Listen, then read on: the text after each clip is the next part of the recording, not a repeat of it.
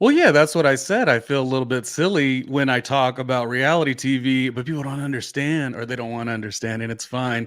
Just how palpitating the information is and the content and the storylines. But then when things go a different direction, which what we're going to talk about today, Real Housewives of Salt Lake City, it's like we got to break it down in a real way. We will be getting to is the epic finale. There was some stuff that had went on.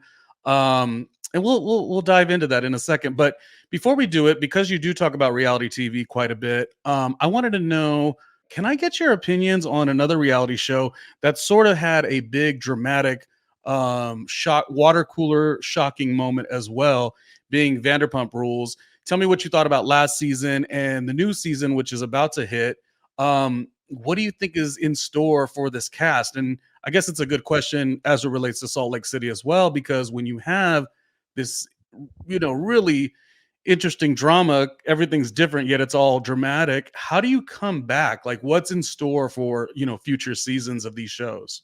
Well, I was not a Vanderpump Rules watcher before last season, so I feel that it speaks to how many new viewers Vanderpump Rules got because of the Tom Sandoval, Ariana, Raquel Leviss, just fireworks that happened.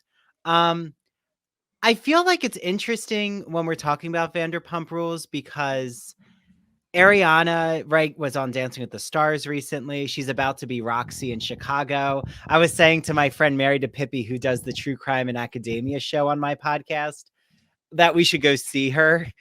We saw Pamela Anderson in Chicago, so we were like, oh, maybe we should just see Ariana too.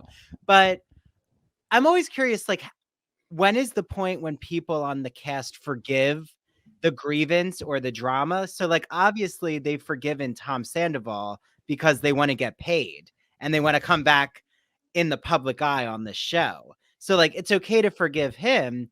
I haven't listened to Raquel's first podcast episode yet. Um, but I would be curious. I probably should listen just to hear what her side is. I did listen to her interview with Bethany. Um, and I feel for Raquel because I feel like she is trying to take care of her mental health, and it's upsetting that people are attacking her because she's not coming back on the show. But weren't they upset when she was on the show? Because they said she should take care of her boundaries. So, I feel like it's a double-edged sword. Like, Yeah. we're there for the drama, so it gets Mhm. messy, but, like, as a human, she probably should take time for herself.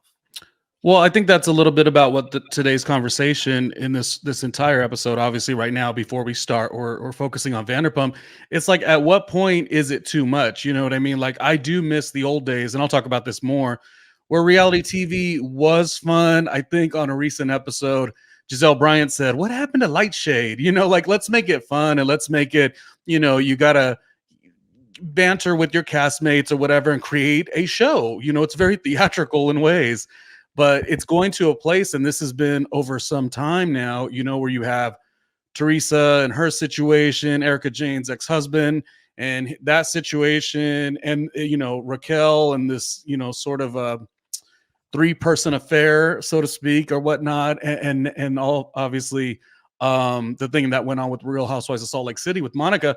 It's like, at what point is that all that's needed for reality TV to be compelling? I've always said compelling is compelling is compelling. Like, you just got to have really good cast members, but if you have to resort to other things, okay, maybe that's the way to go. But at the same time, how do you keep the show going? Is it sustainable?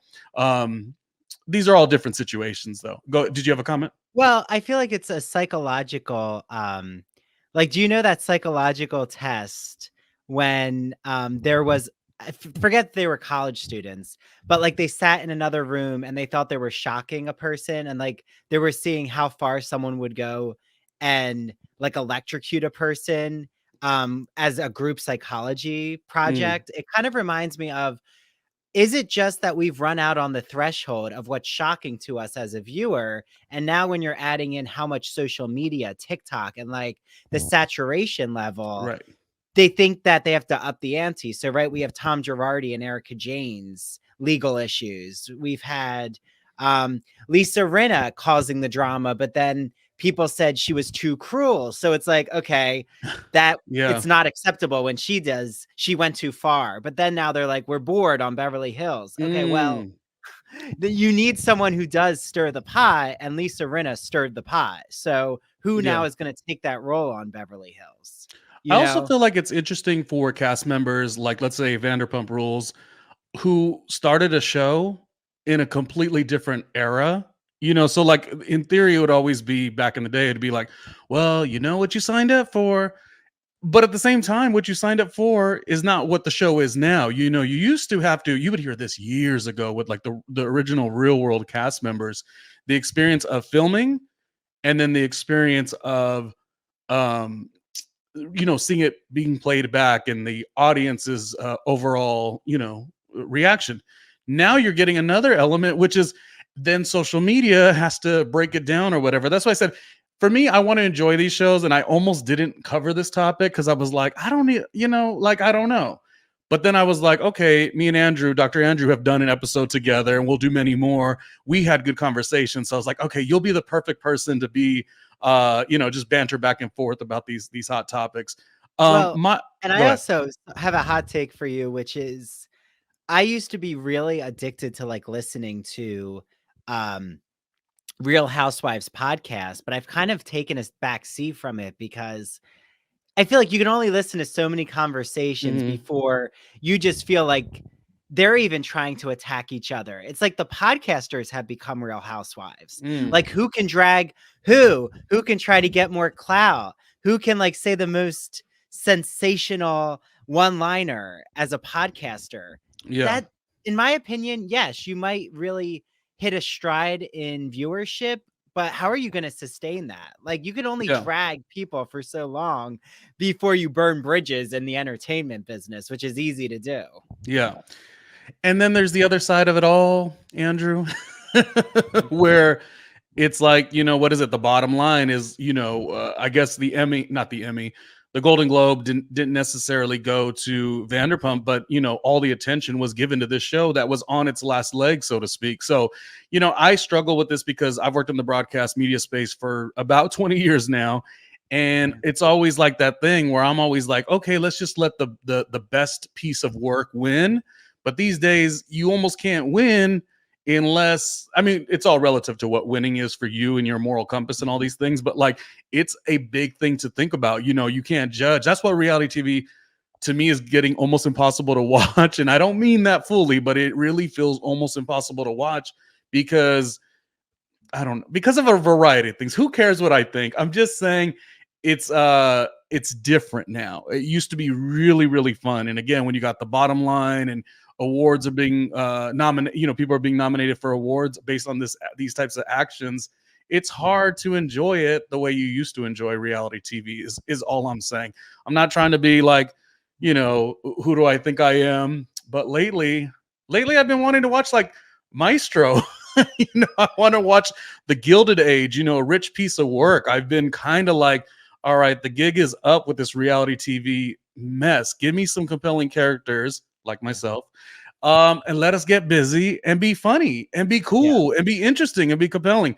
Well, I, look at how Saltburn has picked up or Fellow Travelers, which I'm going to have episodes about I both of them. But loved like, that show. Yeah. yeah, but I even discussed Barbie in two parts. Like, is it a feminist movie? Is it a queer movie?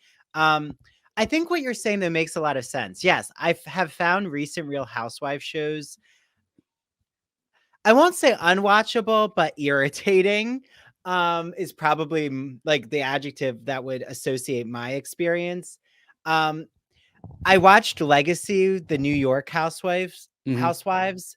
I loved the girls' trip at Dorinda's Berkshire's mansion. I thought that actually was a really good cast. I thought New York, um, I'll say it. I don't really know what the thesis was. Like, I don't really know what the takeaway was, except they got into some shenanigans and I wasn't looking for explosive drama, but I was like looking for them to at least dig deep with each other. But there really was no, it's See, as if they never talked about what they were going to do on the show. because we know they all talk about what's going to happen when the cameras roll. And I'm like, didn't anyone have a plan? Like, didn't you have any idea what to talk about? I really wonder if I'm aging, not aging because you go watch reality TV forever, but I felt like I enjoyed it. Like I felt like, oh, let's get, excitement, a little bit of the fashion world, just a good group of ladies in terms of this reality TV cast. I actually was very much for it, to be honest with you. But I do know two shows that I think of exactly to the topic that you're talking about, and I know we're kind of going all over the place, and we will get back to Vanderpump and we will get back to Salt Lake City. But when Andrew and I talk, we just, we got to talk about everything. Two shows, Andrew, that I think of immediately, kind of what you're talking about, is of course New York. You're saying the reboot, and The Golden Bachelor. Now, I liked The Golden Bachelor, but the only thing that I could think about with The Golden Bachelor was enjoy it now, because season 10 of The Golden Bachelor, the 75-year-old bachelor or bachelorette, golden bachelor, golden bachelorette, they are going to have plastic surgery like you've never seen before. They're going to have social media fan bases like you've never seen before. There's going to be one golden bachelor or bachelorette that's on like an OnlyFans of sorts. Like, it's just that hard thing when you watch a reality show. The earlier stages, they're fun, it's so pure, they're regular people, you know what I mean? And then it just gets a little too much of a caricature of a show, I guess. So Yeah, that's that was New York for me. I really loved the reboot of New York, but I have a mm, feeling that season 2 of the new New York show, like, I'm sure Bryn, Uba, Aaron, mm, mm, their personalities are going to be impacted by the social media fan base. But of course it is, because now they're listening to fans. They're trying to maybe they heard that they didn't handle conflict well. So they're going to try to work through that, which I think we all would do the same. I don't think you could go on a reality show and not be impacted by public opinion. Like, mm.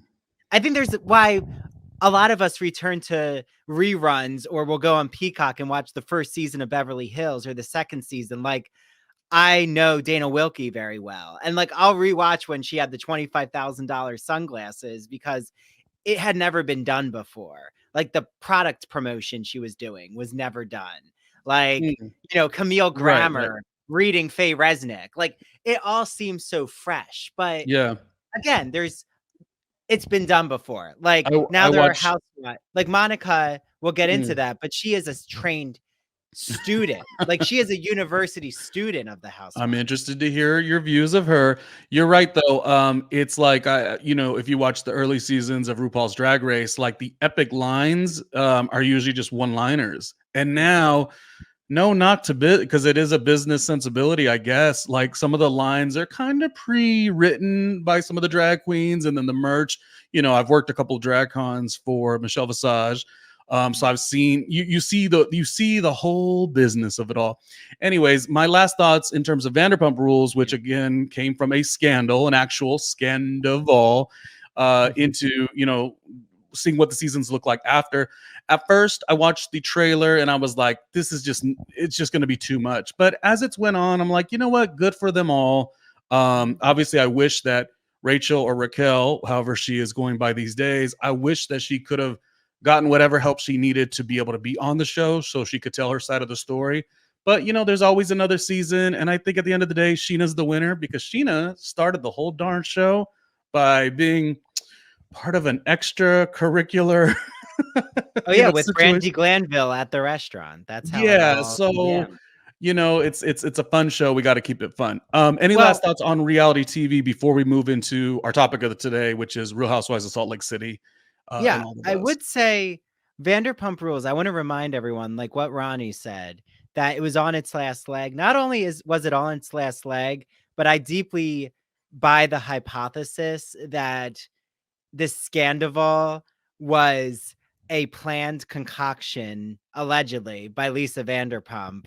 Um, Not that the cheating is fake, because I think it's very real, but I think the timeline of when Ariana and Tom um, were breaking up, and just their relationship was not working, or even if they had some type of arrangement with a third person, a lot of that I think is murky. So it was the right time to really ignite the fuel of Tom and Rachel slash Raquel cheating on Ariana. Like, it was the perfect storm. But I will Mm. say it was a very produced perfect storm to save the show.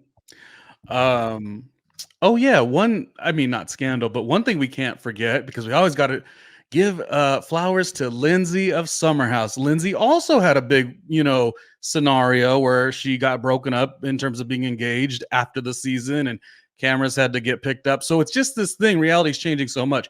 My only thing, and I guess the big question as we end this portion of the episode and get to the next, is reality TV the series that are more so like a docu-series, are they just becoming so unreal and almost unbearable to watch, and how do they fare next to game show reality? You know what I mean? Mm. You got your America's Got Talent, you've got Peacock Streaming has Traders. Like, Oh, I is can't game show? wait. I Yeah. cannot wait for Traders. I love Traders. A very good cast. Yeah, very good cast this second season. The first season, of course, there was a lot going on. I didn't watch all of it, but I'm familiar with it. Who doesn't love Alan Cummings as the host also? Yes. But yeah, that's the big question. Reality TV, at the rate that it's going, is the shenanigans going to be too much? Or is like game show reality going to be the way? Or could they both exist? That's one of the questions. Mm. Okay, Andrew, now we're going to talk about the Real Housewives of Salt Lake City. And we're just going to talk not necessarily about new information, reunion. We're just going to talk about the show in general, where it started, what actually happened, and I'll let you do the breakdown on that. And where do you think this show could go from this point?